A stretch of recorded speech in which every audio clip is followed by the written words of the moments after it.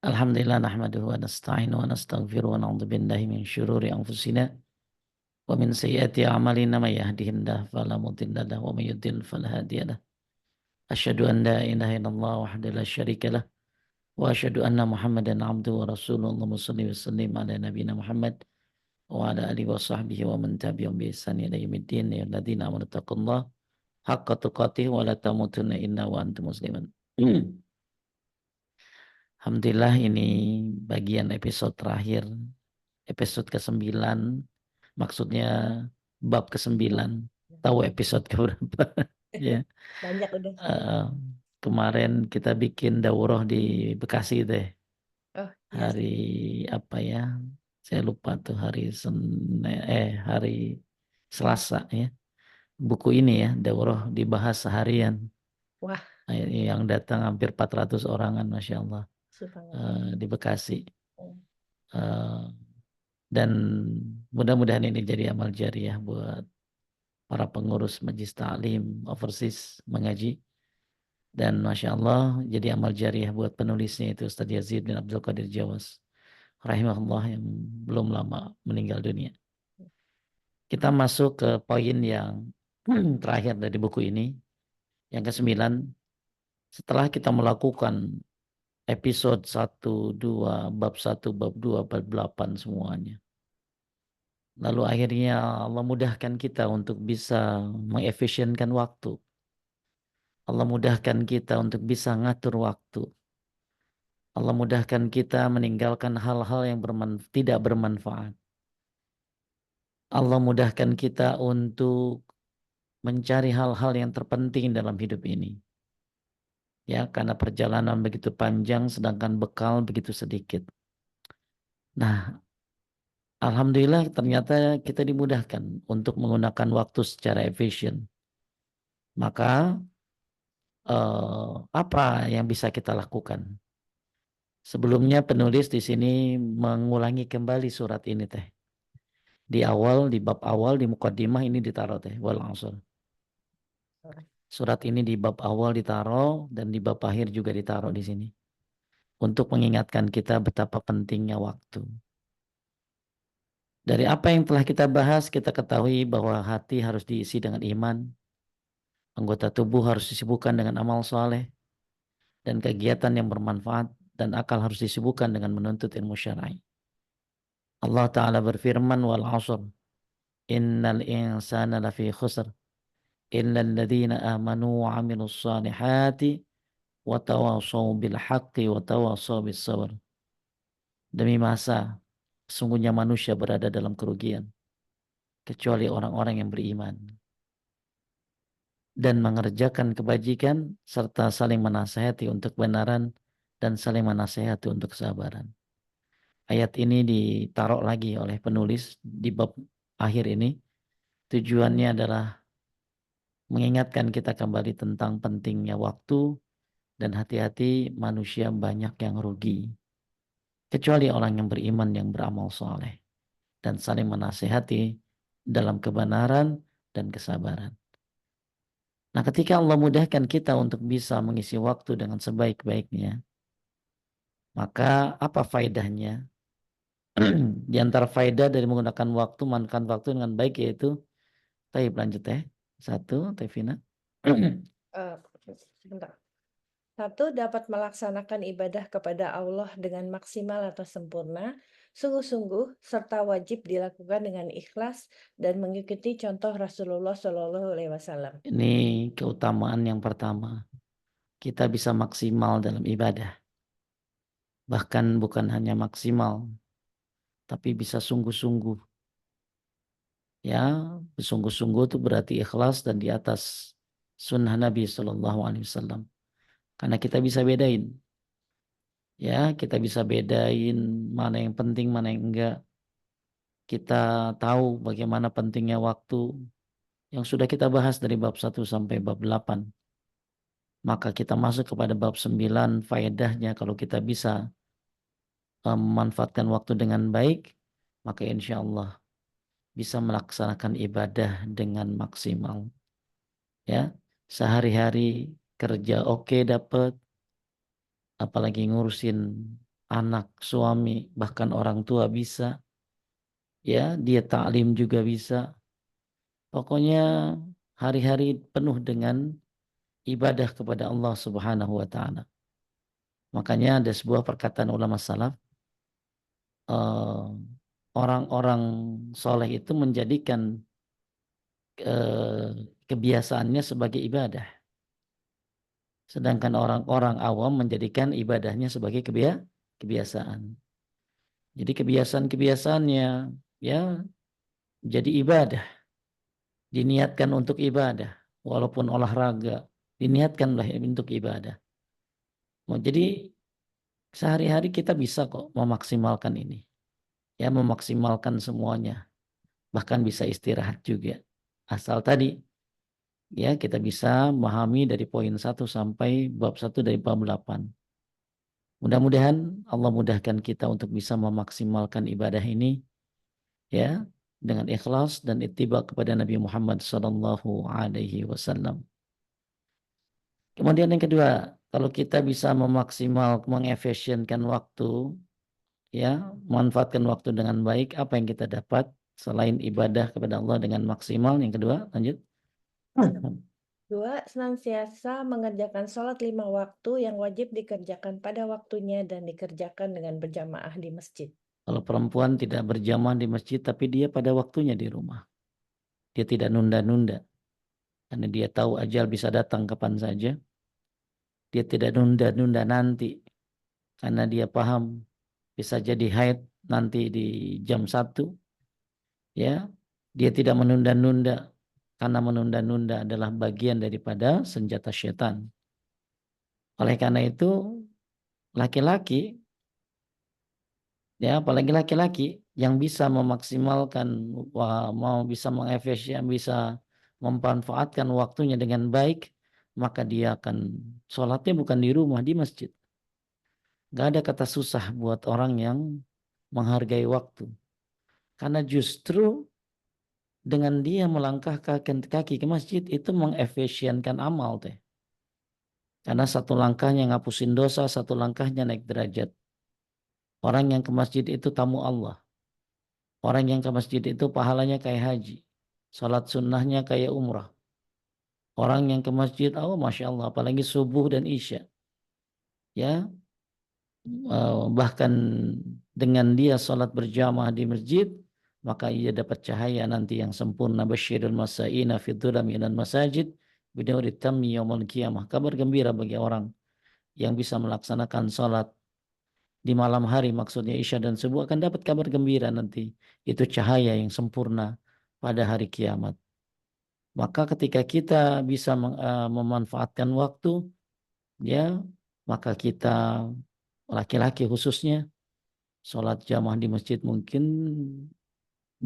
istilahnya udah benar-benar suatu yang harus dilaksanakan, dan nggak ada kata terlambat, nggak ada kata-kata capek. Kenapa? Karena dia tahu, sadar betapa pentingnya waktu. Ali bin Abi Thalib itu rajin qiyamul lail teh. Kemudian dia ditanya kenapa qiyamul lail. Dia jawab, perjalanan ke akhirat itu panjang. Maka butuh dipersingkat dengan sholat malam. Jadi kita ibadah kepada Allah ini mudah-mudahan mempersingkat ya waktu kita yang tadinya begitu panjang jadi mudah dan jadi dekat. Maka buat orang-orang yang cinta terhadap amal soleh, ya, buat laki-laki sholat ke masjid ini adalah fardu ain.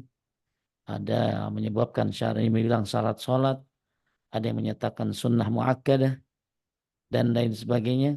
Akan tetapi bagi yang cinta kepada ibadah sholat berjamaah, maka mau jauh juga kadang-kadang dipaksain dicari masjidnya. Ya, ini poin yang kedua.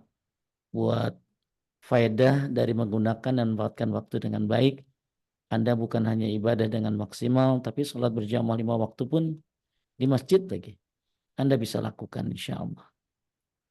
Kemudian nomor 3 lanjut. 3. Senantiasa ada waktu untuk membaca Al-Quran, bertasbih, dan berzikir kepada Allah setiap waktu, setiap hari, dan pada waktu pagi dan petang. Malah kalau yang udah biasa ngelakuin ini merasa kayak nggak enak gitu, kalau nggak dikerjain. Ya, jadi ini kan nagih. Karena Anda bisa memaksimalkan waktu, maka baca Quran ada. Masalahnya kan bukan nggak ada waktu ya, karena nggak ada sifat memaksakan diri gitu. Maka buat orang yang yang bisa memaksimalkan waktu, maka dia bisa memanfaatkan waktu dengan baik, diantaranya dengan baca Quran. Baca Quran itu Masya Allah, Pak. Satu huruf kan kali 10 kebaikan. Jadi baca Alif Lam Mim itu 30 kebaikan. Orang baca Al-Fatihah 113 huruf katanya. Berarti 100 ribu, kali 10, 1130 kebaikan. Baca Quran itu Masya Allah luar biasa. Zikir pagi sore. Ya bertasbih, berzikir pada Allah setiap waktu, setiap hari. Bahkan bukan hanya zikir habis sholat. Zikir bukan hanya zikir pagi sore. Dia masih sempat dengan zikir-zikir lainnya di waktu-waktu senggangnya. Dia lagi nyetir. Dia masih sempat dengerin tausiah. Dari radio Roja misalnya. Dia lagi zikir, lagi nyetir. Atau lagi aktivitas apa. Dia sambil olahraga. Dia orang yang suka memanfaatkan waktu, dia nggak akan lewatin olahraga hanya dengan dengerin nafas doang. Enggak. Orang yang suka ibadah, cinta terhadap ibadah, ya olahraganya bisa jadi sambil dengar murattal, sambil dengar tausiah, nyetirnya, nganterin anak ke sekolah, bukan hanya sekedar nganterin anak, ngobrol sama anak, tapi ada doa-doa yang dipraktekkan keluar rumah. Keluar rumah dia baca, ajarin anaknya, yuk ikutin mami. Bismillahirrahmanirrahim, tawakkalna 'ala Allah wa la haula wa la quwata illa billah. Allahumma inna na'udzubika an nadhilla wa nudalla wa nazilla wa nuzalla wa nadlima wa nudlama wa najhal wa nujhal alaina. Ya, itu saat kesempatan cari amal jariah teh lewat anak. Jangan teteh nganterin anak ke sekolah. Ya, nganterin sambil ngobrol. Sambil ngajarin doa berangkat. 5 hari dalam seminggu, 20 hari dalam 1 bulan. Lama-lama tuh anak hafal. Nah sekarang begitu dia hafal, baca, pahalanya buat kita. Maka orang yang cinta amal soleh, orang yang memikirkan akhirat, orang yang merasa akhiratnya kurang, dimanapun dia berada, dia akan berdakwah kepada Allah Subhanahu wa Ta'ala. Karena itu adalah bagian daripada salah satu cara untuk mempersingkat waktu menuju akhirat. Diajarin anaknya, di kantin dia ketemu temannya, nggak buang begitu aja waktunya. Ngobrol gitu 3 jam kagak jelas, gibah baik. Maka orang yang cinta waktu, ya, orang yang cinta amal soleh, dia selipkan, mungkin dia bagi-bagi buku kecil, ya, dia ngobrol yang manfaat. Kalau ada nyeleweng dikit, dia belokin. Ya, nggak ada kata nggak sempet ngobrol sama temen. Bahkan bisa, apalagi diniatkan untuk ibadah, jadi ngobrolnya buat ibadah. Jadi kebiasaan-kebiasaan hariannya bisa jadi ibadah. Ya, eh, ini poin yang ketiga. Ya, ketika seseorang manfaatkan waktu dengan baik, bisa menggunakan waktu secara efisien. Keuntungan yang ketiga adalah dia masih sempat baca Quran, zikir pagi sore, bahkan zikir habis sholat, bahkan zikir-zikir lainnya yang bebas seperti subhanallah bihamdi subhanallahil azim. Dia baca ya entah sambil melakukan aktivitas yang penting nggak boleh di kamar mandi kan. Jadi nggak ada waktu bengongnya. Karena dia paham pentingnya waktu. Waktu adalah hidupnya. Dan dia pengen tarikan nafasnya adalah ibadah. Bahkan dia mati dalam keadaan lisannya ratbun min zikrillah. Basah lisannya dengan zikir kepada Allah Subhanahu wa ta'ala. Maka orang-orang yang sadar akan pentingnya amal soleh, maka dia nggak akan lewatkan kesehariannya dengan zikir. Seperti zikir la haula wala quwata illa billah itu kan kanzun min kunuzil jannah.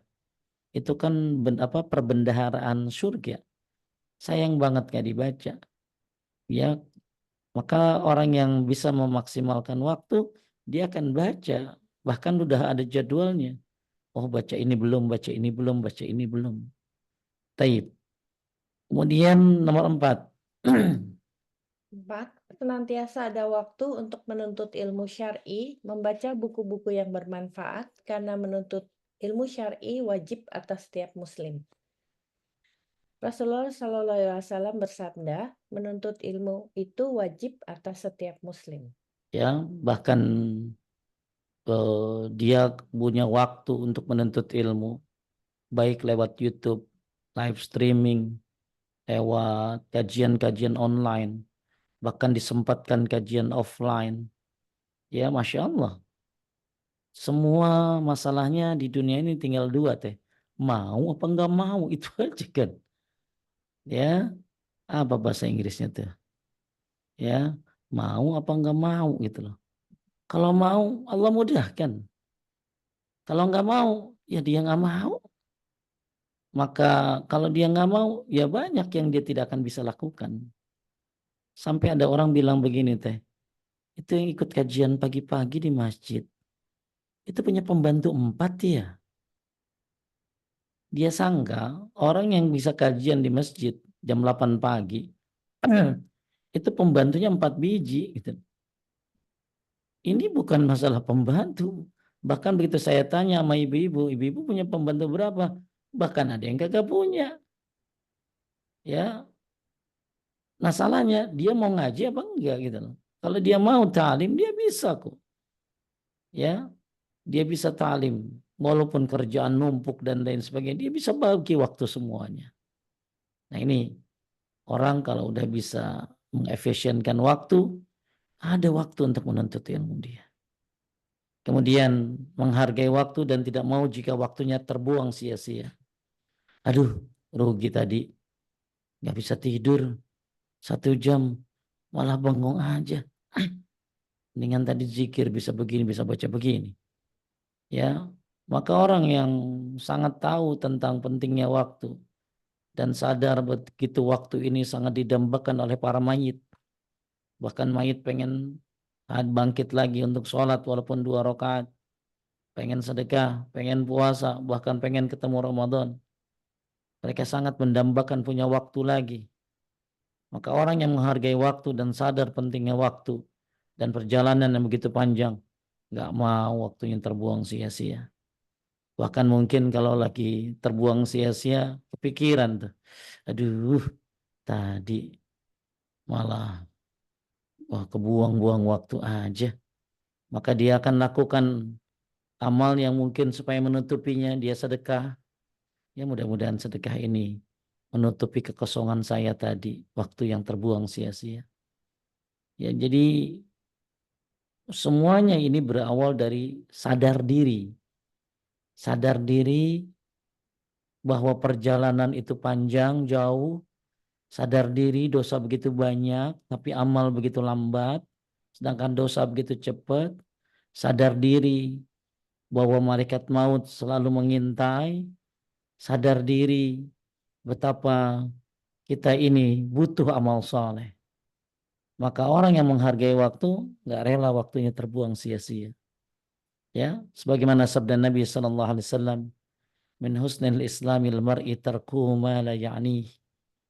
Di antara kebaikan Islam seorang adalah meninggalkan apa yang tidak bermanfaat baginya. Waktu adalah modal dan juga kehidupan. Dengan menghargai waktu, seseorang akan mendapatkan kehidupan yang baik. Taib yang keenam, keuntungan orang yang bisa mengefisienkan waktu. Yang keenam, 6. Menghindar dan menjauhkan hal-hal yang mengganggu dan melalaikan dari berzikir dan beribadah kepada Allah. Allah Subhanahu wa Ta'ala berfirman, "Wahai orang-orang yang beriman, janganlah harta bendamu dan anak-anakmu melalaikan kamu dari mengingat Allah. Dan barang siapa berbuat demikian, maka mereka itulah orang-orang yang rugi. Orang yang paham akan waktu ini adalah modal ke akhirat, maka dia akan selalu isi aktivitasnya dengan ketaatan kepada Allah. Ya, misalnya tadi sambil olahraga, dia sambil zikir dan lain-lain. Maka Allah berfirman, wahai orang yang beriman, janganlah harta dan anak-anakmu, harta bendamu dan anak-anakmu melalaikanmu dari mengingat Allah.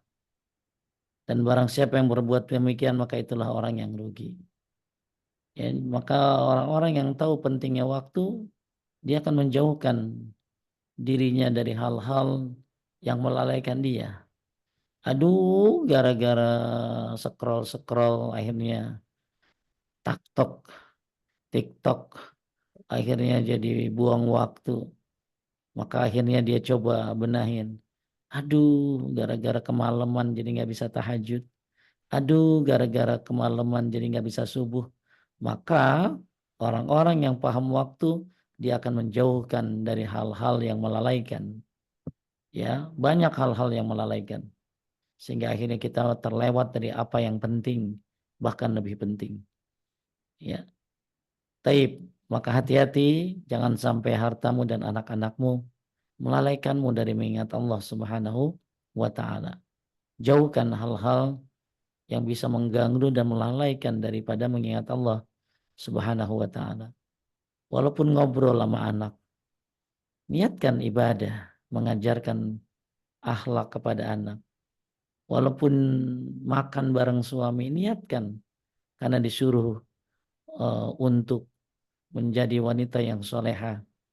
Walaupun berhias di depan suami, niatkan mempercantik diri di depan suami agar menjadi amal ibadah. Dan niatkan semua apapun yang bisa kita lakukan adalah untuk mendekatkan diri kepada Allah Subhanahu wa Ta'ala. Kemudian yang ketujuh, lanjut. 7. Dapat mengatur waktu kerja, dagang, usaha, tugas, dan lainnya dengan baik. Tidak boleh waktu kita habis untuk kerja, usaha, dagang, dan lainnya. Waktu yang pokok untuk beribadah kepada Allah Subhanahu wa Ta'ala dan mencari kehidupan akhirat, surga yang abadi. Seandainya Nah, nomor apa tadi teh? eh nomor nomor Nomor 7 ya. Ustaz. Ya, Ya, dapat mengatur waktu kerja. Walaupun ibadah kenceng, kerja juga harus dapat gitu loh. Jangan sampai ibadah mulu, kerja kagak. Kalau itu ya dimarahin Umar bin Khattab nanti. Umar bin Khattab sampai pernah berkata, ya bahwa langit tidak menurunkan hujan emas. Langit tidak menurunkan hujan emas. Ya, taib. Ya, jadi dagang tetap bisa kok. Ya, ini yang dagang tetap bisa. Oh ya, apa tugas lain dengan baik. Ya, tapi ya tidak boleh waktu akhirnya habis untuk kerja sehingga lupa dari beribadah dan lupa dari menuntut ilmu. Ya, kalaupun memang harus kerja, niatkan untuk ibadah. Ya, tapi bukan berarti kerja terus sehingga lupa terhadap keluarga. Ya, lupa perhatian kepada istri dan anak-anak. Kerja terus tapi lupa sholat berjamaah di masjid. Nah, ini namanya ngambil satu, hilang satu. Kita berharap semuanya bisa kita dapatkan. Ya, dengan porsi-porsi sesuainya masing-masing. Kemudian 8, dapat mengatur waktu untuk orang tua. Kadang-kadang saking sibuknya kita melaksanakan waktu, akhirnya lupa sama orang tua.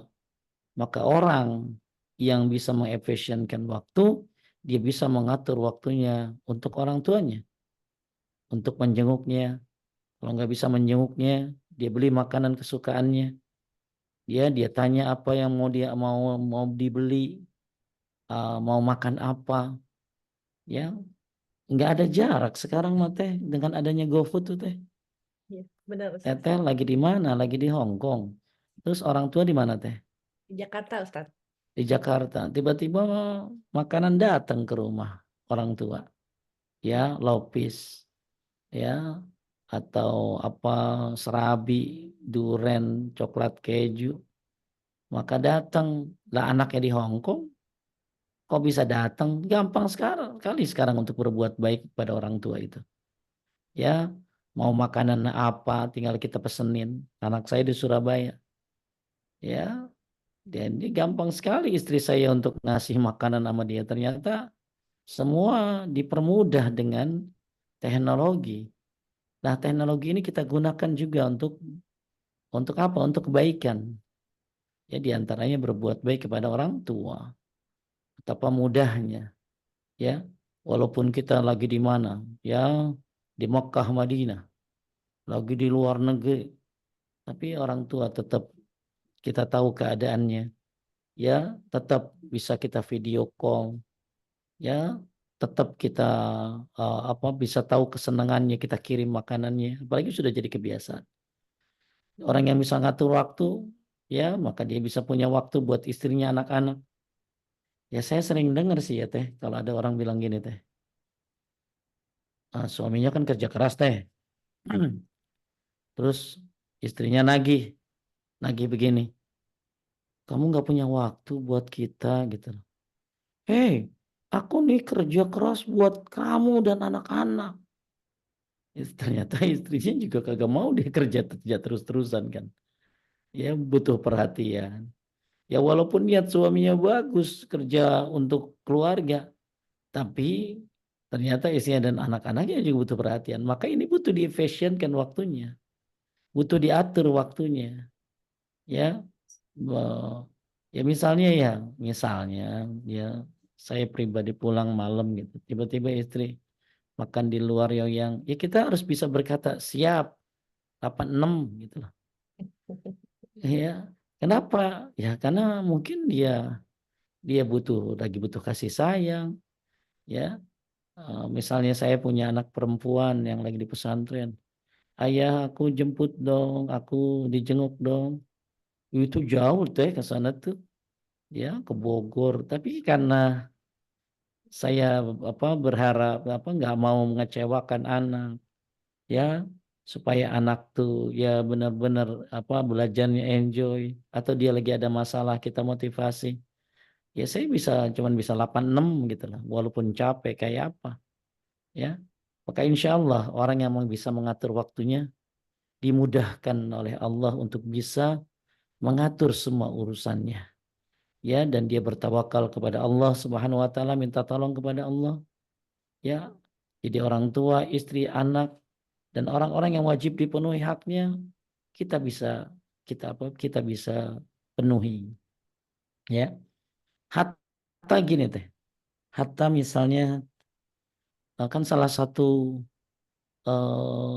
tugas kita berbakti kepada orang tua adalah menyambung teh, menyambung silaturahim, khususnya kepada paman atau bibi.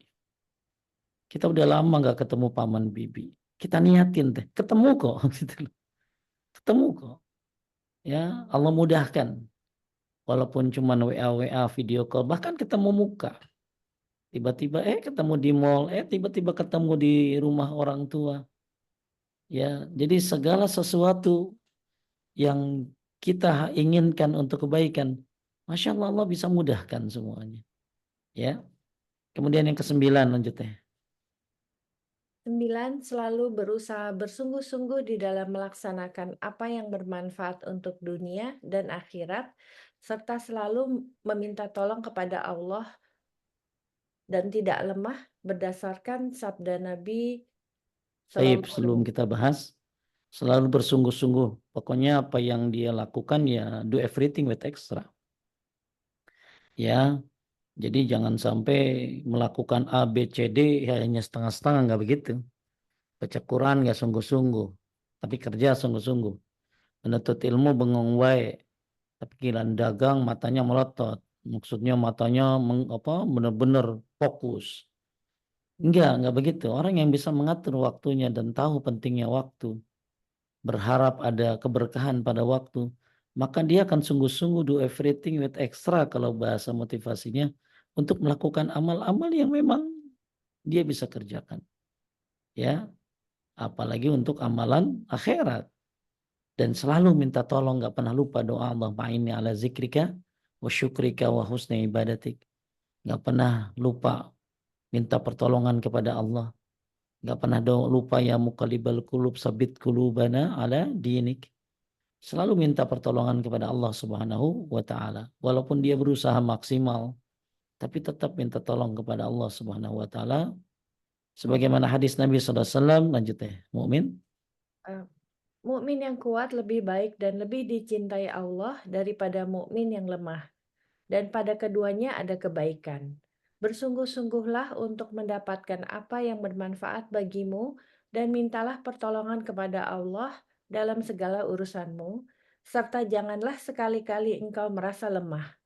Apabila engkau tertimpa musibah, janganlah engkau berkata, "Seandainya aku berbuat demikian, niscaya akan begini dan begitu."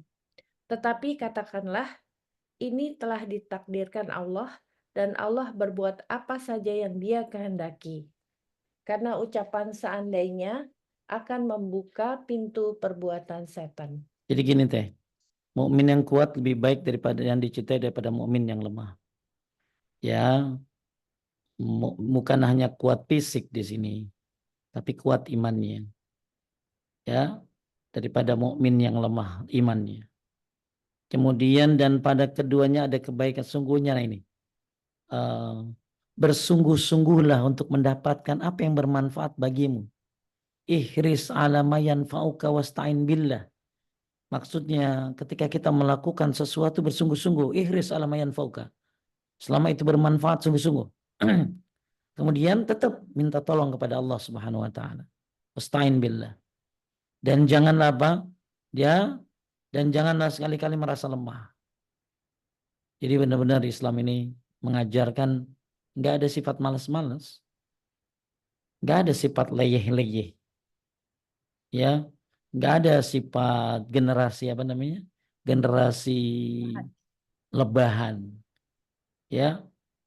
Islam ini sangat, wah makanya dilarang tidur pagi, ya, dan wow luar biasa deh, ya, semangatnya dalam beraktivitas. Maka orang Islam harus tunjukkan bukan hanya semangat ibadah tapi semangat juga dalam urusan-urusan yang menjadi tanggung jawabnya.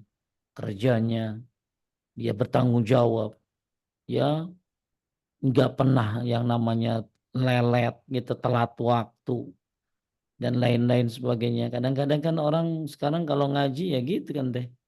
Ya, pengumuman jam 9, kajiannya jam 9.30 ya kan? Nah, kenapa? Ya karena 30 itu untuk waktu orang datang gitu loh. Karena biasa kadang-kadang orang apalagi kadang-kadang suka mengucapkan kata-kata insya Allah tapi di hatinya nggak mau datang kan gitu. Ya Ya. nggak boleh kayak begitu. Jadi ikhris ala mayan fauka, semangat dalam melakukan apa yang bermanfaat untuk wasta'in billah, minta tolong kepada Allah. Wala ta'jaz, dan jangan lemah. Nah, kalau ternyata kita sudah melakukan do everything with extra, ya udah doa malah, ternyata apa yang kita mau nggak terjadi, ya maka katakanlah qadarullah wa masya'a fa'ala. Ini teh kata-kata ini dilakukan setelah kita melakukan sesuatu itu dengan sungguh-sungguh. Jangan dia kerjain kagak, males-malesan, begitu gagal, qadarullah. Gitu ya. Jadi qadarullah tapi tidak dibarengi dengan ikhlas ala mayan fauka. Sungguh-sungguh dengan apa yang bermanfaat gitu loh. Kan kadang-kadang qadarullah ini dijadikan alasan deh, betul nggak? Iya, betul. Benar. Dijadikan alasan untuk dia malas gitu loh. Jangan, nggak boleh begitu. Ya, ini dia afwan tat qadarullah. Ya, tapi dia udah usaha sungguh-sungguh. Ya, Bu, nggak apa-apa qadarullah. Tapi kalau dia males ini tat qadarullah nggak bisa. Tapi dia nggak sungguh-sungguh gimana? Ya saya udah sungguh-sungguh berusaha jalan dari rumah, naik mobil, bahkan berhenti di jalan tol karena macet sampai lewat. Pernah saya saking macetnya, jam ngajar sebentar lagi. Akhirnya supir saya suruh berhenti saya berhenti di jalan tol. Saya naik ke apa tuh namanya, ada saya manjat gitu deh. Keluar dari jalan tol manjat dinding, nyari ojek gitu lah. Ya, Ya, siap. begitu saya turun dari atas loncat jebruk, orang lihat nih orang pakai jubah loncat dari atas gitu ya. Ya, terus pesan ojek. Tiba-tiba sampai tempat kajian terlambat. Ya, qadarullah Bu, macet, saya udah jalan dari pagi dan lain. Nah, itu kan udah usaha sungguh-sungguh. Ya, bukan ya bukan yang bukan yang hanya nyantai-nyantai enggak. Ya, maka punya semangat kita apalagi dalam menjalankan dakwah, apalagi untuk umat, punya semangat kita untuk melakukan amal-amal yang bermanfaat karena Nabi yang nyuruh. Sebelum Nabi nyuruh bilang masya apa qadarullahu masyafa'ala, Nabi kan nyuruh ikhris dulu. Semangat, alamayan folk. Udah semangat minta pertolongan Allah lagi. Ya, ternyata ya apabila tertimpa musibah, maka kita dilarang untuk mengatakan apa lau anni fa'altu kana kaza wa kaza. Kalau saya begini, enggak. Kita katakan qadarullah masyafa'al. Ya, ya kan kata kita kan kajian overseas kadang-kadang suka mundur-mundur gitu.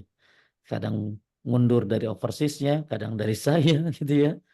Ya, tapi kita semua udah berusaha. Ya, aduh lagi safar, ya internetnya kurang bagus, nanti jadi masalah. Ya, udah bawa modem, ya udah persiapan udah luar biasa tapi ternyata nggak, ya qadarullah, diundur. Yang penting kita biasakan hidup ini semangat, ya semangat dan memaksimalkan diri. Tapi ketika tidak bisa, kemudian ada musibah, katakan qadarullah ma syaa fa'ala. Jadi poinnya di sini adalah bersungguh-sungguh dan selalu minta pertolongan kepada Allah Subhanahu wa taala. Kemudian yang 10 telah ini dia. Kalau telah menyiapkan jawaban atas pertanyaan Allah kelak di hari kiamat. Apa maksudnya?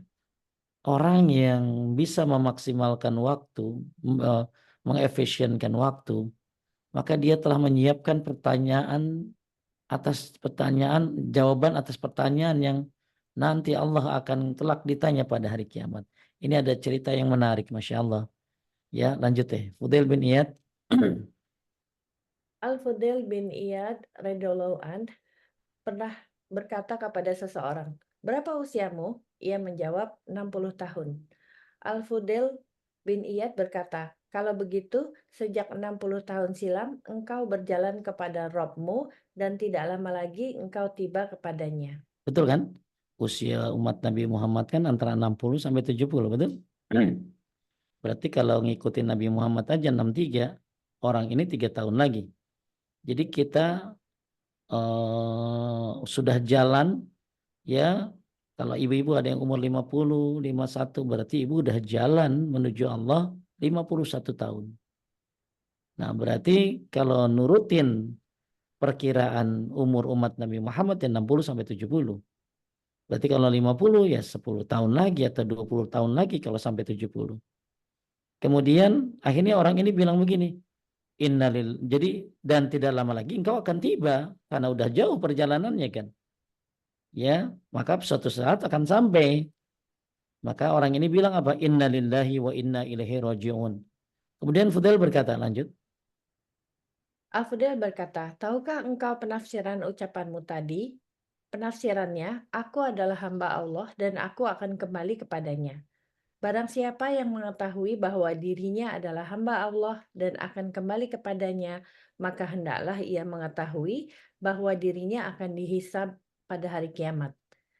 Barang siapa mengetahui bahwa dirinya akan dihisab pada hari kiamat, hendaklah ia mengetahui bahwa ia akan ditanya." Kan kita semua kan innalillahi wa inna ilaihi raji'un itu artinya kita ini milik Allah, ya, dan kita semuanya akan kembali kepada Allah.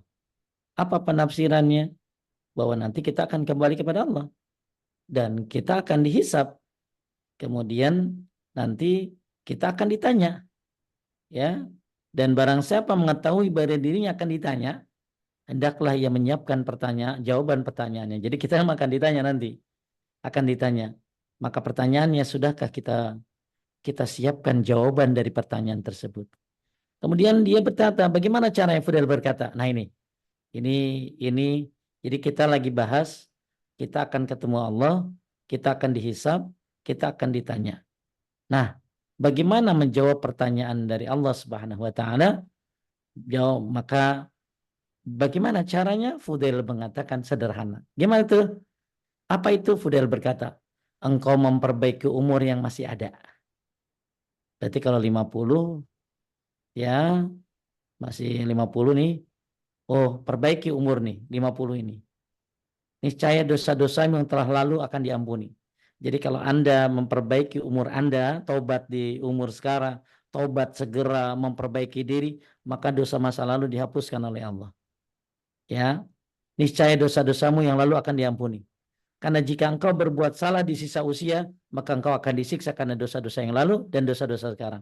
Tapi kalau dia nggak berubah, dia nyantai-nyantai aja, nggak mau taubatan nasuha, nggak mau hijrah, maka dia akan disiksa dengan dosa di masa lalu dan dosa sekarang.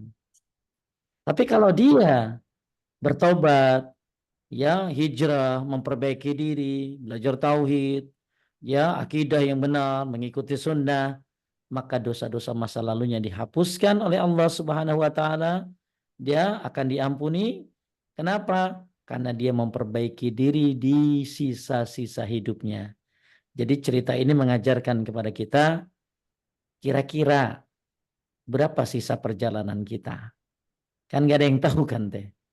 Kalau patokannya 60 sampai berapa teh? 60 sampai 70. 70. Tapi masanya gak ada yang tahu kita sampai 60 atau 70-an. Maka karena kita nggak tahu, makanya kata Hasan al-Basri, masa lalu sudah berlalu dengan kenangan. Masa yang akan datang belum tentu ketemu. Nah sekarang, masa sekarang, laka fa'amal fi. Sekarang ini milikmu, maka beramallah di saat sekarang ini. Maka ketika ada orang tahu kalimat innalillahi wa inna ilaihi rajiun, semua akan kembali kepada Allah karena semua milik Allah. Maka kita akan kembali, kita akan dihisab, kita akan ditanya oleh Allah Subhanahu wa taala, maka persiapkan jawabannya. Apa jawabannya? Jawabannya adalah perbaiki sisa-sisa hidupmu. Yang sekarang 50, yang 40, 45, ya belum tobat, tobatlah. Lalu perbaiki sisa-sisa hidupmu. Teh, waktu kemarin Haji 2024 ada orang yang katanya sih, kata yang cerita sama saya, penuh dengan kemaksiatan. Ya, namanya juga udah ganteng, kaya ya. Ya maksiat banyak sekali. Tapi Masya Allah, dia mau berubah teh. Ya, sampai teman-teman pun memperkirakan, nah ini nggak bakalan benar orang inilah. Tapi ternyata nggak ada yang tahu orang ini berubah. Akhirnya teh dia izin pamit sama angkatannya pergi haji deh kemarin 2024. Dan dia meninggal lagi haji. Ya. Jadi orang memperbaiki diri. Ya ini adalah bagian daripada waman lam yatub faulaika humudz zalimun. Orang kalau nggak tobat, dia itu orang zalim. Makanya kita ini yang umur udah 40, 45, 50, berarti udah jalan 40 tahun, 45 tahun, dan 50 tahun. Dan perjalanan pasti kan satu tujuan, pasti nanti nyampe. Kalau perjalanan udah nyampe, maka kamu nanti akan kembali kepada Allah waktunya. Nah, nanti akan dihisap, akan ditanya, maka siapkan jawabannya. Apa jawabannya? Jawabannya adalah pergunakan sisa-sisa akhir hidupmu, sisa-sisa umurmu untuk ketaatan kepada Allah Subhanahu wa taala. Ya, ini cerita mengajarkan kepada kita untuk memperbaiki sisa-sisa yang ada. Maka kalau kita perbaiki sisa-sisa yang ada sekarang nih, masa lalu akan diampuni oleh Allah Subhanahu wa taala. Dan insya Allah masa depan akan dibimbing oleh Allah Subhanahu wa taala, apalagi mereka orang-orang yang belajar tauhid, mengamalkan tauhid. Allah akan berikan keamanan, Allah akan berikan petunjuk. Alladzina amanu wa lam yalbithu imanahum bidzulmin, ulaika lahumul amnu wa hum muhtadun. Allah akan berikan keamanan, Allah berikan petunjuk.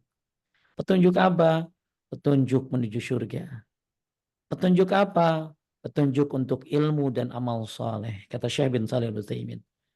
Ya, mudah-mudahan di sisa-sisa waktu kita bisa mempergunakan sebaik-baiknya untuk taubat dan nasuha, untuk bertauhid kepada Allah, untuk memperbaiki ibadah, ittiba kepada Nabi Sallallahu Alaihi Wasallam, maka masa lalumu akan dilupakan oleh Allah dan hilang semua dosa-dosamu.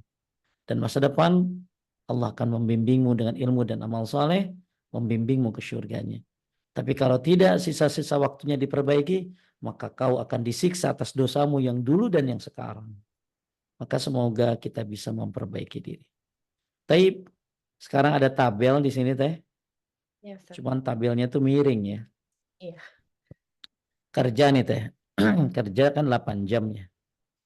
1 tahun berarti 2.920 jam. 40 tahun berarti kerjanya 13 tahun total-total. Kalau 50 tahun berarti 16 setengah tahun. Kalau kerja 60 tahun berarti total-total kerjanya 20 tahun karena sehari 8 jam. Sia-sia kalau misalnya kerja ini tidak diniatkan untuk ibadah. Makanya siapa yang keluar dari rumahnya teh, dia karena pengen memberikan nafkah buat ibunya, membahagiakan ibunya. Keluar dari rumah nih kerja, pengen bahagiain orang tua. Pengen ya Allah berangkatin umroh, berangkatin haji, pengen nafkahin. Atau dia punya anak kecil yang masih kecil untuk dinafkahi. Terus dia juga nggak mau minta-minta. Maka fahuwa fisabilillah. Orang ini di jalan Allah. Ya maka niatkan kalau kerja ini niat yang benar. Kerja ibadah. Karena Allah perintahkan kita untuk keluar. Ya pengen bahagian orang tua. Pengen anak-anak nanti punya rezeki bisa umroh. Ya bisa haji. Bisa masukin pesantren jadi ulama. Ya bekerjanya yang halal, jujur. Tidak melalaikan dari zikir. Maka 20 tahun dia dihitung ibadah kan teh. Ya karena niatnya untuk apa? Untuk ibadah. Ya saya yang kerja 8 jam. Ternyata hanya untuk nyari duit doang. Kerja hanya untuk ngumpulin beli mobil. Ya, maka itu adalah bonus, bukan sebuah niat. Itu bonus. Apalagi nih, tidur. Wah, tidur sama 8 jam teh. Tidur 8 jam. Berarti kalau kita umurnya 60 tahun, tidur total-total. Kalau 60 tahun berarti tidur 20 tahun. Sayang banget ternyata begitu dilihat di amalnya 20 tahun skip teh. Nggak ada, kosong. Ya, maka sebelum tidur niatkan pengen tahajud. Sebelum tidur niatkan nanti pengen sholat subuh di masjid.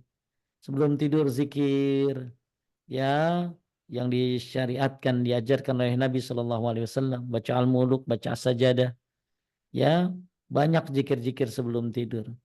Nah, terus maka tidurnya diniatkan buat istirahat, ya, untuk ibadah berikutnya, untuk sholat subuh. Maka tidurnya jadi ibadah. Malah kata ulama salaf, orang-orang dulu mencari pahala tidur sebagaimana mencari pahala qiyamul lail. Ya, jadi cari pahala tidur dengan cara berniat ya untuk ibadah bangunnya. Maka 20 tahun kita ibadah. Kemudian apa lagi nih? Sholat wajib dan sholat sunnah. Dalam sehari, 1 hari 2 jam. Maka total-total kalau sampai 60 tahun berarti berapa teh? 5 tahun. 5 tahun ya. Tidur 20 tahun. Sholat cuman 5 tahun. 5 tahun. Ya. Masya Allah ya. Tapi semuanya alhamdulillah kalau kerja diniatin ibadah, tidur jadi semuanya di ibadah. Kemudian makan 3 kali dan istirahat 2 jam. Dalam 1 hari 2 jam. Bahkan bisa lebih ibu-ibunya. Ya. Makannya cuma tahu doang. Ya. Lama banget ngobrolnya. 2 jam tidur makan siang dan istirahat 2 jam.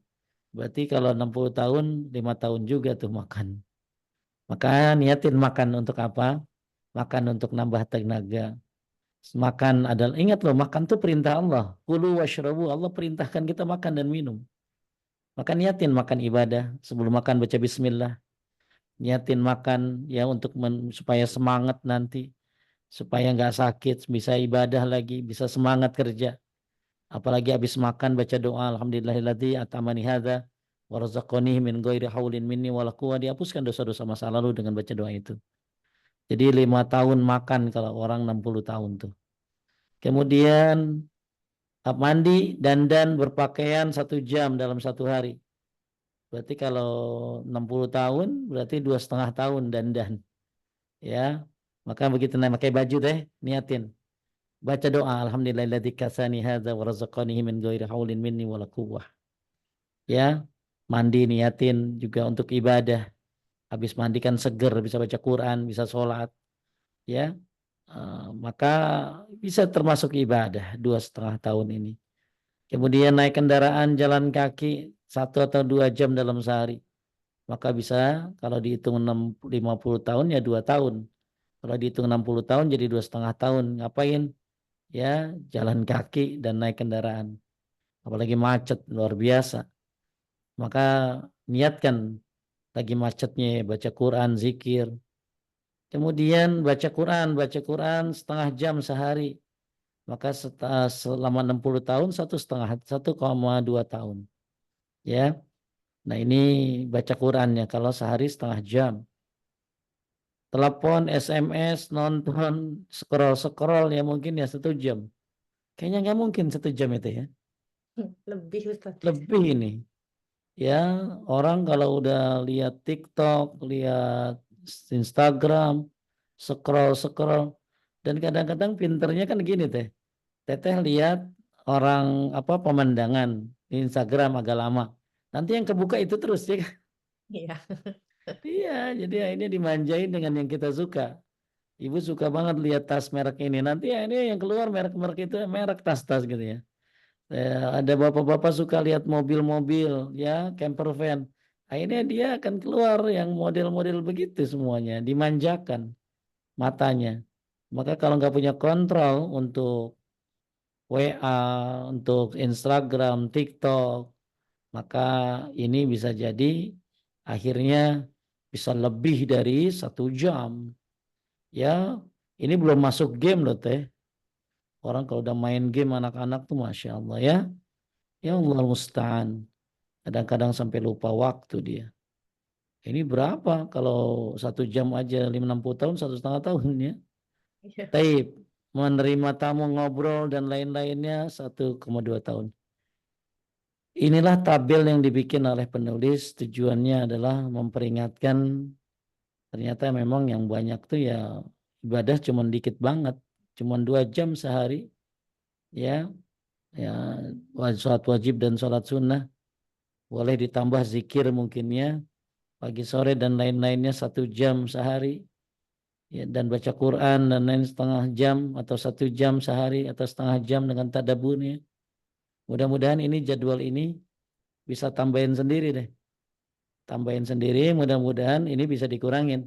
Mungkin yang susah dikuranginnya istirahat atau tidur kali. Tapi ada orang yang tidur 4 jam, 5 jam, 6 jam ya sudah cukup dia.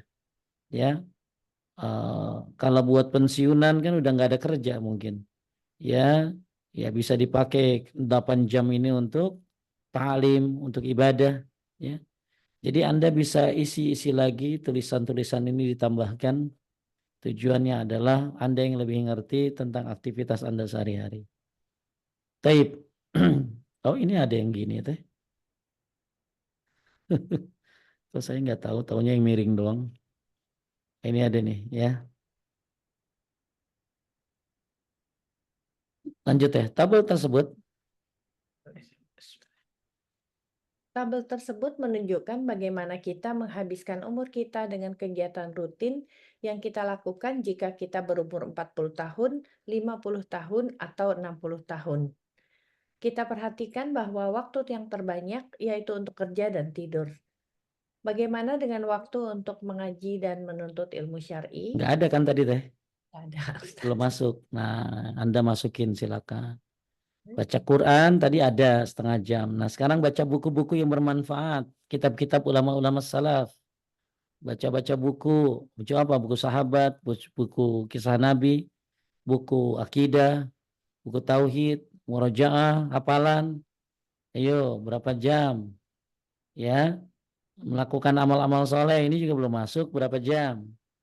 Berbuat baik sama orang tua, ya, berbuat baik sama orang tua itu kan ibadah, melihat wajah ibu itu ibadah. Apalagi berbuat baik. Berapa lama dakwah pada keluarga dan umat Islam? Ya, walaupun lewat share-share yang kita mampu, ya, yang penting yang disampaikan adalah dalil-dalil yang sahih. Kemudian waktu buat keluarga dan anak-anak. Kita lanjut deh. Kita wajib untuk introspeksi diri dan pertanyaan-pertanyaan di atas hendaklah dijawab dengan mengamalkannya. Sudah kita amalkan atau belum? Kita sama-sama mengetahui bahwa waktu sangat cepat berlalu dan kita tidak boleh terluput dalam memanfaatkannya. Kita hidup di dunia ini hanya sesaat, sehari, atau bahkan setengah hari. Dan ternyata teh nanti begitu di padang mahsyar, ternyata kirain kita tuh lama hidup di dunia. Ternyata Allah Subhanahu wa taala berfirman, "Nahnu a'lamu bima yaqulun, iz yaqulu amsaluhum tariqatan illa bistum illa yauman." Kami lebih mengetahui apa yang akan mereka katakan ketika orang yang paling lurus jalannya mengatakan, "Kamu tinggal di dunia tidak lebih dari Sehari saja. sehari saja." Ya Allah, kita tinggal cuma sehari saja di dunia. Jadi waktu dunia mungkin kayak 50 tahun, 60 tahun. Tapi waktu akhirat ternyata cuma sehari doang. Sebentar banget, illa yauma. Ya, in labistum illa yauma. Kita tinggal tuh cuma sehari doang ukuran akhiratnya. Ya, ternyata sebentar banget kita hidup. Padahal kita merasa "Aduh, udah lama banget hidup." Padahal Masya Allah cuma sehari. Kemudian ka'annahum yauma yarunahu wa ma yu'aduna lam yalbathu illa sa'ata min naharin. Pada hari mereka melihat azab yang dijanjikan, mereka merasa seolah-olah tinggal di dunianya sesaat saja pada siang hari. Kalau tadi mah sehari kan teh. Ya. Ya, ini enggak nih. Ya, bagi orang yang diazab oleh Allah, mereka merasa tinggal di dunia cuman sesaat saja pada siang hari. Illa sa'atan min naharin. Hanya beberapa saat di siang hari. Masya Allah. Kalau tadi sehari, ternyata kita Sesaat. cuman hidup, cuman siang berapa jam doang. Ya, dan ayat yang lain di surat Al-Mu'minun ayat 112, 116. Ya, dialah Allah berfirman, berapa tahun lamanya kamu tinggal di bumi? Mereka menjawab, kami tinggal di bumi sehari atau setengah hari itu. Kami tinggal di bumi sehari atau setengah hari. Maka tanyakan kepada mereka yang menghitung. Dia Allah berfirman, kamu tinggal di bumi hanya sebentar saja. Jika kamu benar-benar mengetahui, maka apakah kamu mengira bahwa kami menciptakan kamu main-main dan bahwa kamu tidak akan dikembalikan kepada kami? Maka maha tinggi Allah Raja yang sebenarnya. Tidak ada yang Tuhan yang berhak disembah selain Dia. Tuhan yang memiliki arsy yang mulia. Allah menciptakan kita untuk ibadah, bukan untuk main-main. Maka ternyata kita banyak main-mainnya, ya.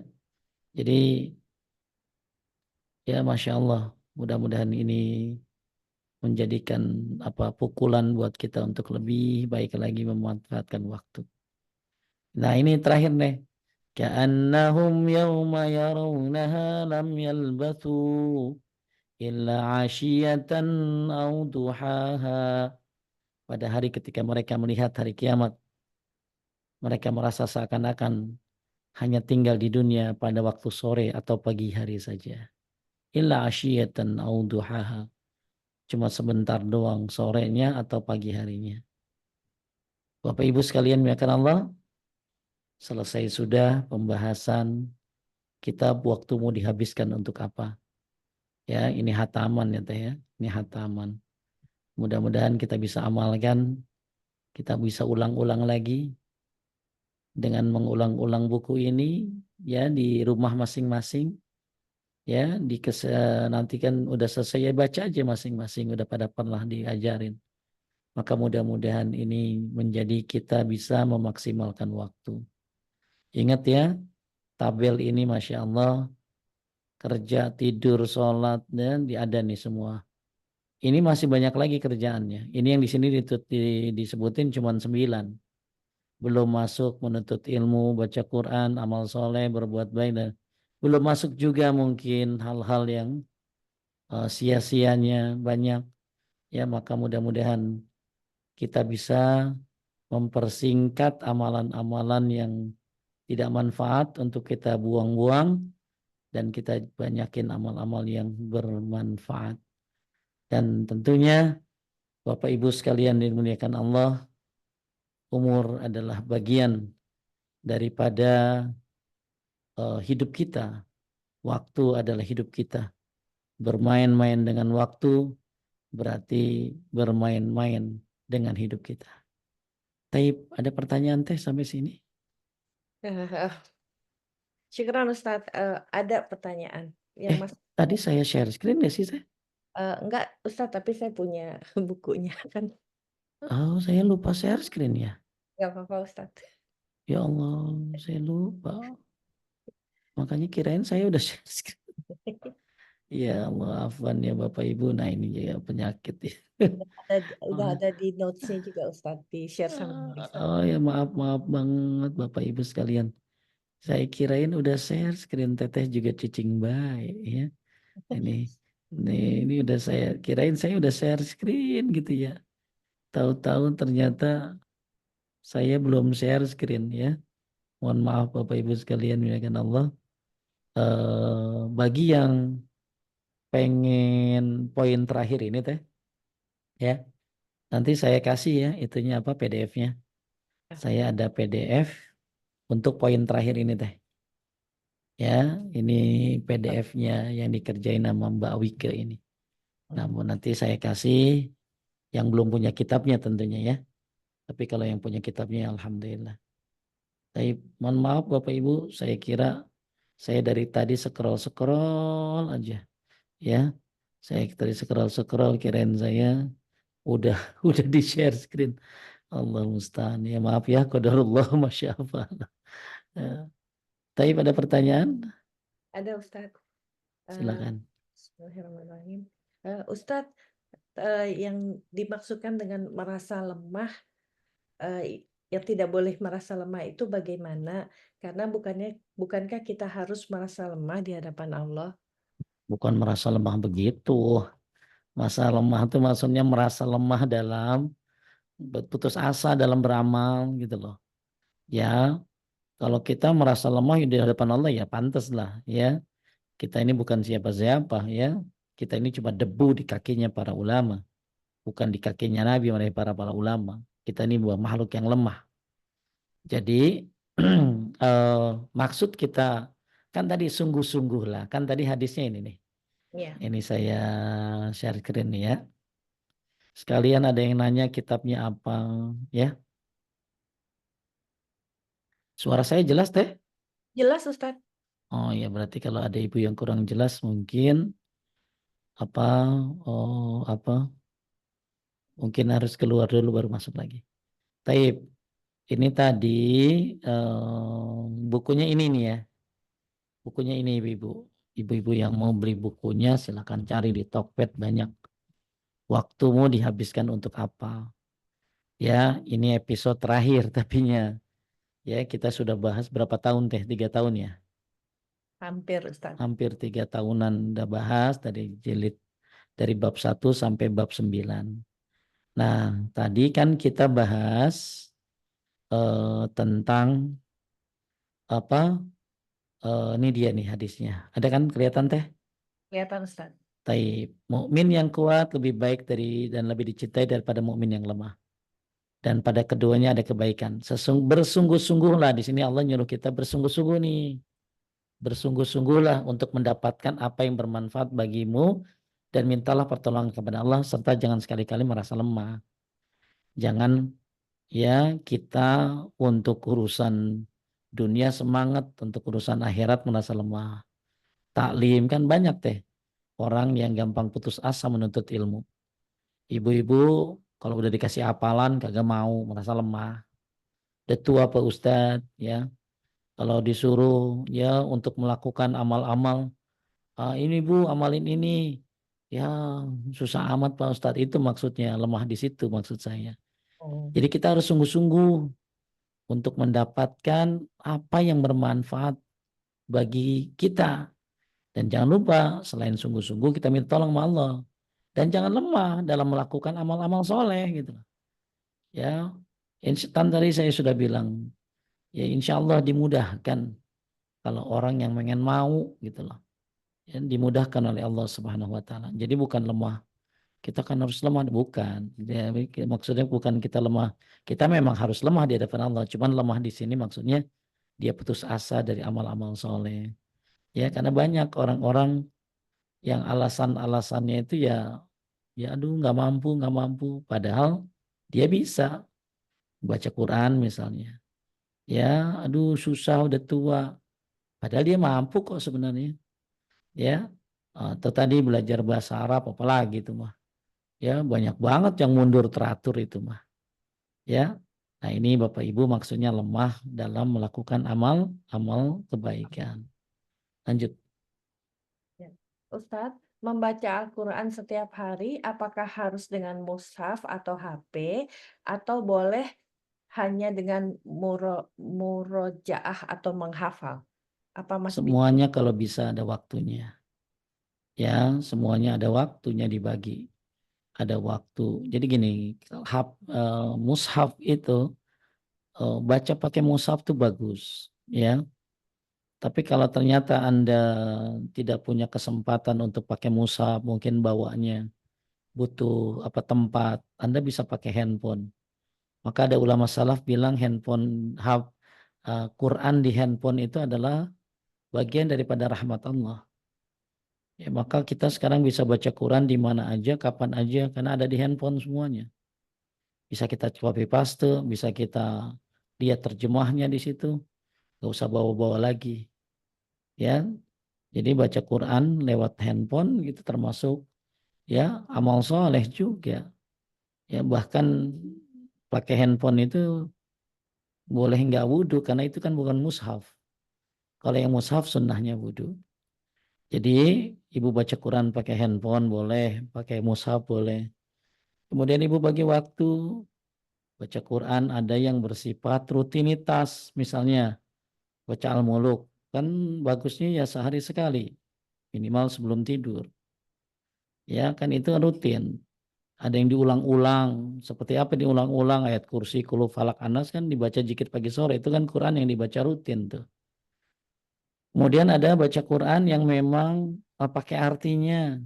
Ya, jadi memang kita bagus ya bagi-bagi semuanya. Ada baca Quran dengan murattal, maksudnya dengan suara kita.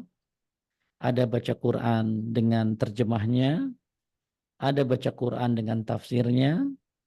Ada baca Quran dengan mendengarkan saja, misalnya lagi nyetir, ya, oh sambil ngapalin, nah enak tuh, ya. Alhamdulillah saya punya asisten, kalau dia lagi bengong, ya lagi nyetir, lagi macet, ya dengerin YouTube, ngapalin juz amma, juz 30, ya, dia sambil dengerin, sambil sambil gerak-gerak bibir, lama-lama hafal. Jadi semua bisa kita lakukan di waktu-waktu di mana kita bisa. Jadi kalau lagi nyetir kan nggak mungkin bisa buka mushaf, tapi Anda bisa dengerin mushaf, dengerin Al-Quran dari YouTube, bahkan bisa ngapalin, ya diulang-ulang. Masya Allah perjalanan 3 jam jadi ibadah semuanya tuh, karena dengerin Al-Quran dan dia sambil murojaah hafalan-hafalannya. Jadi mudah-mudahan kita bisa semuanya walaupun waktu-waktunya kita bagi-bagi, ya itu. Lanjut. Eh, Ustadz bilang tadi tidak menunda-nunda sholat atau sholat segera setelah azan untuk laki-laki jamaah ke masjid. Dan pertanyaannya, apakah sholat di masjid setelah sholat berjamaah di masjid selesai bisa dikategorikan dengan sholat ke masjid? Bisa, ya. Misalnya bapak-bapak datang ke masjid, ya, dia kan niatnya ke masjid. tiba-tiba terhalang oleh uzur, sakit perut, motornya mogok, tiba-tiba anaknya ngadat, minta digendong, butuh waktu akhirnya, atau dia harus tiba-tiba ada tamu, ya ada paket datang, maka begitu datang ke masjid, ya dia dapat ternyata imam sudah tahiyat akhir, maka dia tahiyat akhir dapat rokaat, nggak dapat rokaat malah kan dapatnya tahiyat akhir, maka dia dianggap salat berjamaah karena niatnya pengen ke masjid untuk berjamaah. Hatta walaupun imam sudah salam, lalu dia pasti nyesel tuh. Malah orang-orang salaf dulu kalau datang ke masjid udah terlambat, dia ngomong apa? Innalillahi wa inna ilaihi raji'un. Karena udah terlambat. Lanjut dia sholat sendirian, tapi pahalanya pahala berjamaah. Kenapa? Karena niatnya. Ya, maka di dalam kitab Shalatul Mu'min itu termasuk bagian daripada berjamaah orang yang terlambat walaupun dia datang terlambat ke masjid karena ada uzur tadi. Ya, lanjut. Ustadz, sholat witir awal malam sebaiknya setelah sholat Isya atau sebelum tidur dan apakah boleh dirutinkan? Boleh, nggak apa-apa. Ya, siapa yang melarang? Justru sholat witir sebelum tidur itu wasiat Nabi loh.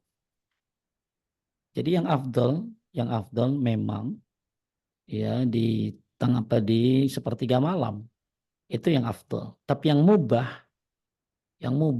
yaitu sebelum tidur mau habis isya mau sebelum tidur boleh-boleh aja.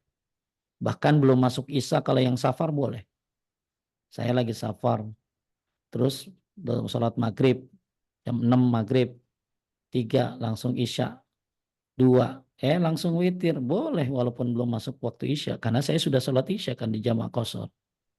Ya, jadi habis isya boleh, sebelum tidur boleh, dan jangan bilang bahkan orang-orang dulu suka sholat witir sebelum tidur karena takut malamnya mati.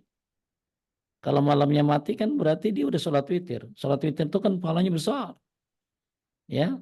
Maka ini kembali kepada kesanggupan. Siapa yang sanggupnya witirnya nanti akhir malam itu lebih afdol, lebih bagus yang dilakukan oleh Umar bin Khattab. Tapi kalau witirnya habis isya karena capek daripada kagak witir, maka itu juga jangan diremehkan. Abu Bakar Siddiq melaksanakannya. Termasuk wasiat Nabi kepada Abu Hurairah, kepada Abu Zar, satu lagi kalau nggak salah Anas bin Malik, untuk melakukan 3 hal. Dan sahabat bilang, aku tidak akan meninggalkannya. Apa 3 hal itu? Witir sebelum tidur, duha, 2 rakaat, sholat duha, kemudian puasa sehari, sebulan 3 hari. Ya maksudnya tanggal 13, 14, 15. Jadi witir sebelum tidur itu adalah bagian daripada wasiat Nabi Shallallahu Alaihi Wasallam. Yaitu waktu yang mubah, boleh-boleh saja. Lanjut. Ustadz, mana tadi? Ustadz, dalam Quran surat 4103 melaksanakan sholat seperti biasa ketika merasa aman. Jika kita safar dan merasa aman, apakah tidak disarankan untuk jamak dan qashar? Karena Sholat itu, kan ya kalau baca Qurannya bagusnya lewat tafsirnya kalau masalah begitu ya. Tapi kalau Bapak Ibu nanyanya sholat qashar itu buat yang musafir itu ada ikhtilaf ulama. Apakah kewajiban atau hanya kemudahan? Nah, ya. Maka ada yang bilang wajib, karena itu sedekah dari Allah. Ya, faqbalus sedekah, maka terima sedekahnya. Bahkan kalau ada keringanan yang Allah berikan, lalu kita ambil, maka itu seperti kita meninggalkan larangan Allah dan seperti kita menjalankan kewajiban yang Allah wajibkan. Jadi kalau ada keringanan yang Allah berikan lalu kita ambil, itu seperti jalanin kewajiban dan seperti meninggalkan kemaksiatan. Lihat dalam kitab Shalatul Mu'min di bab tentang bab membasuh khuf. Jadi ada yang bilang kalau lagi safar itu sholatnya, jadi yang melakukan sholat di qashar itu Nabi Shallallahu Alaihi Wasallam lagi safar ya, Abu Bakar Siddiq, Umar bin Khattab, Utsman bin Affan, 4 orang Nabi dan 3 sahabatnya. mereka melaksanakan sholat di apa yang tadi? Di qasar kalau di safar. Ya, hadisnya memang cuma segitu 4 orang. Ya, Nabi, Abu Bakar, Umar, Utsman, ya. Nah, saya tidak temukan riwayat Ali. Jadi Nabi dan para sahabatnya 3 tadi melaksanakan sholat kalau lagi safar ya di qasar gitu loh. Ya, di qasar. Jadi makanya ada yang menyebutkan bahwa sholat kalau lagi safar itu walaupun aman, walaupun lagi gampang, mudah, itu ada yang berpendapat wajib di qasar. Ya, pendapat yang kedua itu adalah kemudahan. Kemudian dia boleh melakukan, boleh tidak. Tapi yang sesuai sunnah Nabi dan para sahabatnya adalah di qasar. Ya makanya penting untuk baca tafsir tadi itu pakai tafsirnya. Ya, Ibu bagusnya yang tadi surat 4 ayat berapa tadi tuh? 03. Ya. Itu dilihat di tafsirnya kayak apa penafsirannya. Dan ada tafsir Ibnu Katsir dan lain-lain. Ya, bahwa sholat qasar ini, ya, sholat qasar ini bahkan ya benar. Kalau Ibu lihat tafsirnya beda banget pemahamannya nanti. Ya, jadi pemahamannya bukan seperti itu. Ya, bukan seperti yang diterjemahkan. Makanya ada pembahasan tafsirnya. Saya ingat itu tentang apa pertanyaan seorang sahabat kepada Umar bin Khattab kalau nggak salah. Maka dijawab tentang masalah safar. Ya, jadi ada yang bilang wajib, ada yang bilang kemudahan. Tapi yang pasti itu adalah sunnah Nabi dan para sahabatnya. Jadi kalau lagi safar, lakukan qasar jam, ya, atau qasar saja tidak dijamak. Lanjut, Saya boleh, numpang ikutan nanya topik boleh. ini, Ustaz? Jadi kalau misalnya saya safar, misalnya terlewat waktu zuhur, sampai di rumah itu udah masuk asar, tidak sempat sholat zuhurnya. Apakah boleh saya, kerjakan itu di rumah? Padahal saya sudah tidak safar lagi, sudah sampai rumah, Ustaz. Nggak boleh di qasar, tapi dijamak boleh. Salah, dijamak, iya. Ya, dijamak. Jadi kan ibu harusnya ngambil kemudahan. Duhur di jalanan, di rest area dengan asar dua-dua. Tapi ternyata nggak sempat ya teh. Iya, Nggak bisa. sempat sampai rumah, ternyata udah nggak safar lagi kan sampai rumah. Mhm, Ya, ternyata udah asar pula. Maka teteh sholatnya apa? Duhur dan asar dijamak. Ya, dijamak, tapi kalau sampai rumahnya duhur ya berarti sholat duhur biasa. ya, Ya, nanti waktu asar ya sholat asar biasa. ya. Jadi di jamak tapi tidak di qasar. Tapi tidak boleh dikosor kalau udah sampai Ya, rumah. karena udah nyampe kan. Ya, Ya. ada lagi. Ustaz, ada yang dari chat Ustaz saya baca, Ustaz, aurat wanita dalam sholat dan berpakaian tangan itu sampai batas mana? Apakah telapak tangan atas bawah atau hanya telapak tangan bawah saja? Telapak tangan atas bawah yang disebut dengan apa? Ya, apa? Yang disebut dengan kaf itu ya atas bawah. Ya, ini ya segini nih atas bawah. Bukan ini terbuka, ini tertutup, enggak begitu. Jadi banyak orang umroh ini tutup, ini kebuka gitu ya. Ya, lama-lama dia pakai sarung bayi kan. Lama-lama dia ketutup semuanya sampai setengah. Ini malah nggak boleh ini. Jadi yang boleh kelihatan aurat wanita itu di dalam sholat ataupun di luar sholat, ya di dalam sholat itu di dalam sholat lah ya, jangan di luar sholat. Yaitu wajahnya dan telapak tangannya. Tapi di dalam pendapat Imam Ahmad, kalau dia tertutup seluruhnya kecuali mukanya itu jauh lebih baik. Jadi tangannya juga ketutup semuanya kecuali mukanya saja. Ya, itu. Lanjut. Eh, Oke, Assalamualaikum Ustaz, batasannya sampai berapa hari boleh sholat di kosor? Ini panjang ini tentang fikih ya. Bagusnya dia ikut kajian fikih. Jadi gini Ibu, kalau batasan sebenarnya ini juga perbedaan yang banyak sekali. Nabi tuh nggak pernah bilang 3 hari aja ya, 4 hari aja ya, nggak pernah. Tapi ada riwayat Nabi pernah sampai 19 hari. Ya, sampai 19 hari sholat diapain dikosor. Selanjutnya sholat seperti biasa gitu. Ya, jadi bahkan Ibnu Umar di Azerbaijan dia terhalang dengan salju sehingga sholat kosor di Azerbaijan sampai setengah tahun. Ya, jadi kalau yang diambil biasanya 19 hari. Ya, 19 hari sebagaimana yang dilakukan oleh Nabi Shallallahu Alaihi Wasallam. Jadi kalau batasan hari kan yang tenar tuh 3, 4 dan lain sebagainya. Ya, itu ada pendapat-pendapat itu banyak banget. Tapi yang dilakukan oleh Nabi adalah sampai 19 hari. Ya, 19 hari. Nabi pernah sampai 19 hari. Lanjut. Eh, Ustadz, kalau tidak hafal doa-doa yang Ustadz sebut tadi, yang memakai baju, bercermin, berhias, bolehkah berniat dalam bahasa Indonesia? Sebenarnya doa yang utama itu pakai bahasa yang diajarkan oleh Al-Quran dan Sunnah. Sebenarnya itu gampang banget ya. Kebanyakan orang itu tadi kan ya. Jadi kita disuruh ihris mayan fauka, semangat, sungguh-sungguh. Wala wala ta'jiz, wala ta'jaz, jangan putus asa.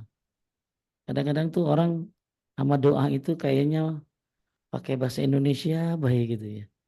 Padahal yang diajarkan oleh Nabi Shallallahu Alaihi Wasallam itu doa-doanya memakai bahasa beliau dan doa-doanya pendek gitu loh. Sekarang gini aja lah, teteh, apa sih namanya, teteh punya doanya, lalu di print, di laminating, ditempelin di kaca. Setiap teteh pakai baju baca, lama-lama hafal nggak teh? Iya, Ustadz. Hafal. Gitu aja cara ngapalinnya. Jadi Hmm. kita jangan wala ta'jaz, jangan putus asa, jangan lemah dalam melakukan amal soleh. Ya, doa banyak dari Quran dan hadis. Nah, kalau benar-benar kagak bisa banget, kagak bisa make, nggak bisa ngomong, nggak bisa baca, nggak bisa apa, memang benar-benar itu orang yang memang mungkin nggak punya kemampuan sama sekali, ya maka dibolehkan ya baca Bismillah. Tapi kalau dia bisa, ya insya Allah Bapak Ibu kan orang-orang pendidikan, mudah kok. Tinggal sering dibaca lama-lama hafal, ditempelin. Masalahnya mau enggak kan gitu loh. Doa makan tadi, Alhamdulillah ziyat amani haza warzaqani min ghairi haulin minni wala quwwah. Itu Anda kalau baca itu kan ngapusin dosa tuh. Bahkan sehari 3 kali, ngapusin dosa masa lalu semua itu.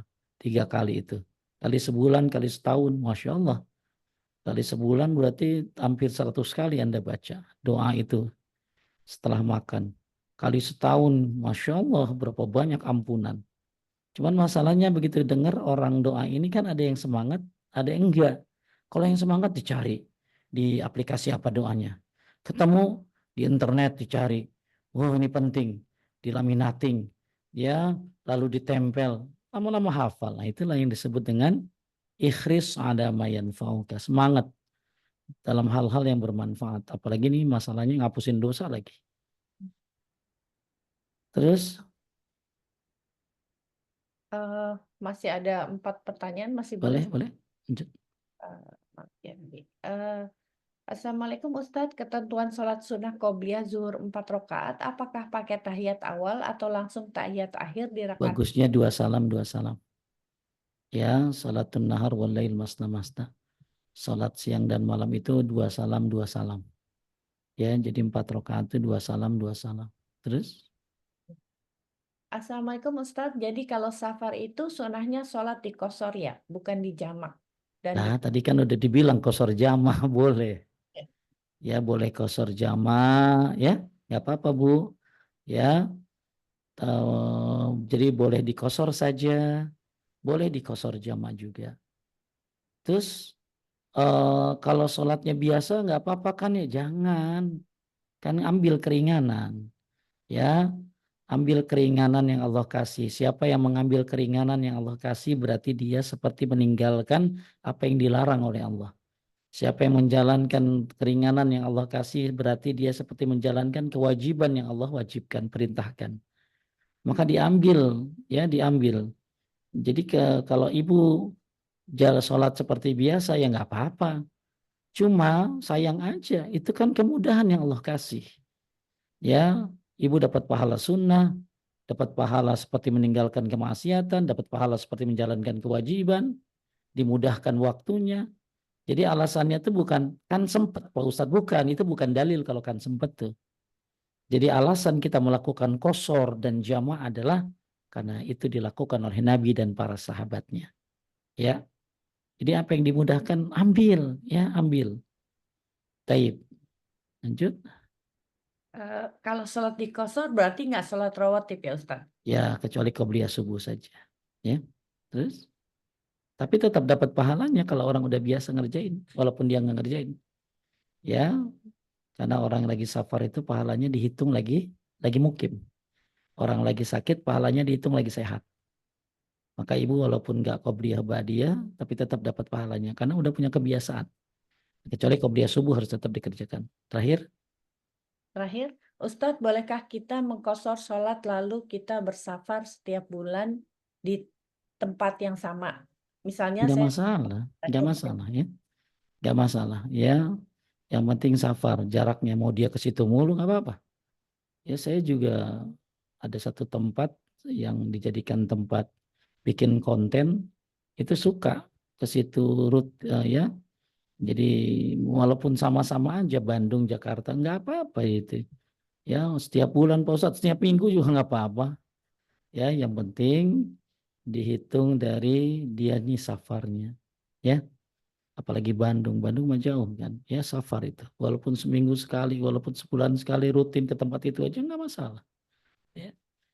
Ya, Baik Bapak Ibu sekalian muliakan Allah, berakhir sudah kajian pembahasan apa tadi kitab Waktumu Dihabiskan Untuk Apa.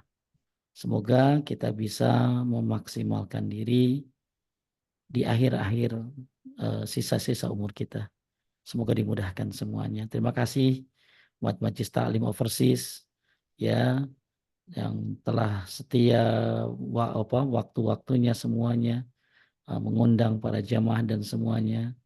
Mudah-mudahan ini jadi amal jariah buat semuanya dan Masya Allah mudah-mudahan Allah mudahkan kita untuk terus lagi menuntut ilmu, tidak putus asa, wala ta'jaz dan terus semangat dalam beribadah kepada Allah Subhanahu wa taala. Taib itu saja, kita tutup dengan doa kifaratul majlis. Subhanaka Allahumma wa bihamdika asyhadu an la ilaha illa anta astaghfiruka wa atubu ilaik. Makasih Teh Vina, makasih Teh Risa, makasih lagi Teh siapa nih? Ya, teteh-teteh yang ada di overseas, saya lupa namanya. Barakallahu fikum. Assalamualaikum warahmatullahi wabarakatuh. Waalaikumsalam warahmatullahi wabarakatuh.